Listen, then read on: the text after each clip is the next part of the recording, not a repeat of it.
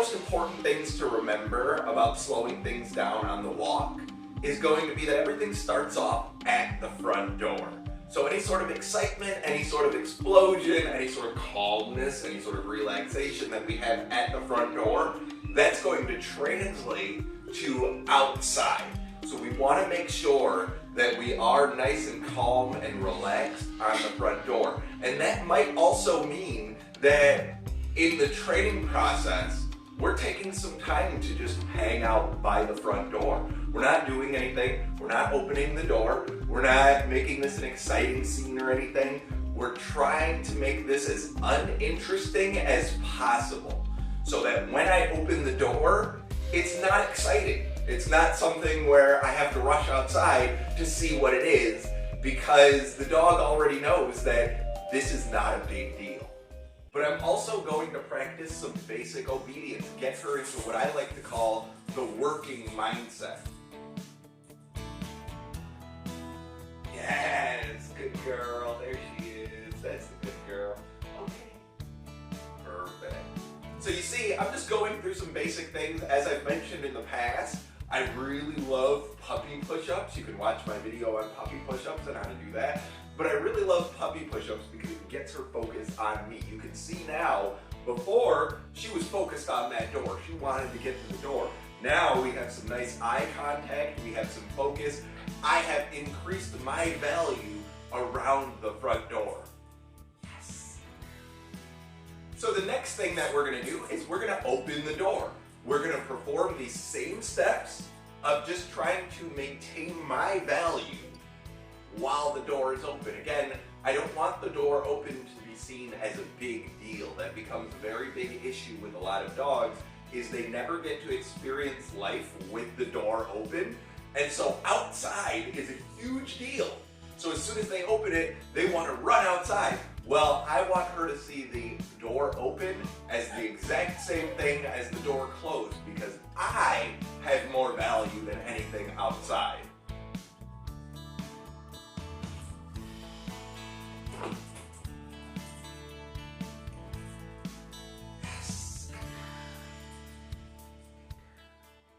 So one of the things that's going to make the walk smoother and easier is going to be a separation between the different types of walks. I've discussed it in another video, how there's your decompression walk, but then there's also your structured walk.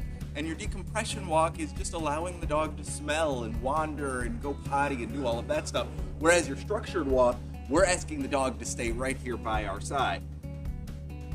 Now for me, the separation between the different types of walks is actually just a sit.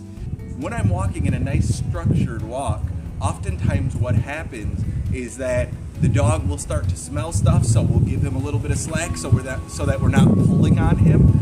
And next thing you know, he's this far away, just wandering around smelling stuff. The way I combat that is A, as I mentioned, I have him sit down in between walks. So we're having a nice structured walk, and then I'm gonna give him the opportunity to have his decompression walk. And the way that I refer to that is the I lead, you lead method. You do something for me, which is walking nicely at my side, and then I'm gonna give you the opportunity to you lead the walk. And I'll follow you around while you smell and decompress and go potty and all of that stuff. And then we'll come back to me leading the walk and you walking nicely at my side. So you see, there's a reward for both of us. This is not just my walk and it's not just his walk, it's our walk. So that's how we're going to help create that divide that helps to discourage pulling. Another thing that I'm gonna do is I'm gonna move really slowly. And that's why in the beginning, we can practice this in the house. We can practice this in the yard. We can practice this in the front yard. But we wanna make sure that there's minimal distractions, so we're actually setting up a fake training scenario when we don't have anything to do. We're not trying to go somewhere. We're not trying to get them to go potty.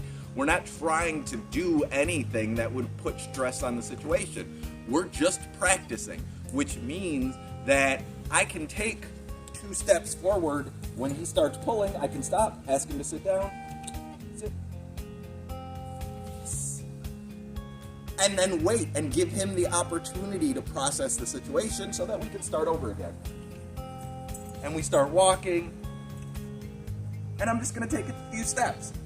What I'm trying to get into his mind is the placement, which is during the structured walk, I want you in this heel position.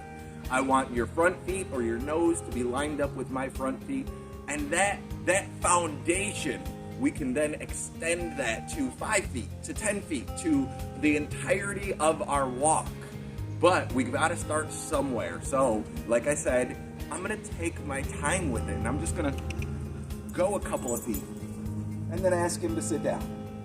Perfect. So thanks for watching these tips on how to prevent pulling during the walk. If you have any questions, comments, or concerns, please leave them in the comment section below. As always, don't forget to smash that like button. Don't forget to click that red subscribe button and join me on this journey of some minor dog training where I teach you how to train yourself to better train your dogs.